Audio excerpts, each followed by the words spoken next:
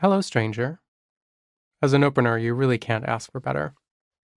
How tantalizing to imagine how, why, and crucially, to whom one would address such a line. There's a familiarity to our use of these two words that somehow also depends on estrangement and distance. A stranger, after all, requires no such explicit recognition.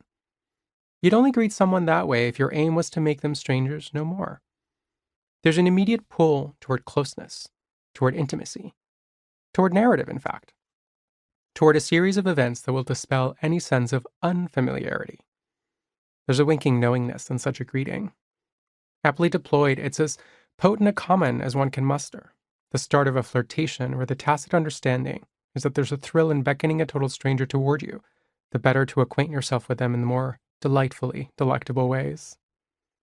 My fascination with the narrative and flirtatious possibilities of those two words comes from the place where I've long purloined many of my most head-spinning obsessions, the movies.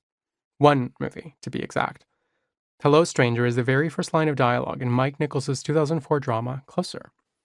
A young woman with haphazardly dyed short red hair, donning a ratty jacket and little to no makeup, has just been run over. Gently hit, actually.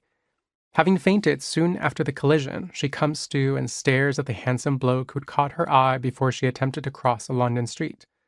He's concerned, yes, but intrigued above all else by this wily-looking bird.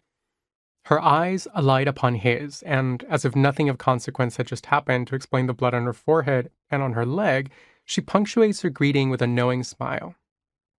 Nichols's camera rightfully keeps us focused on Alice, played by Natalie Portman, so that when she's looking straight into Dan, that be Jude Law, we're made to feel like she's talking to us as well.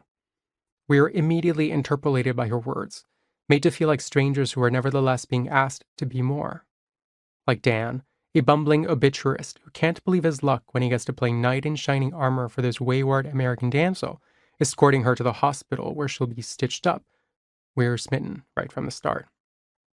I was, at least.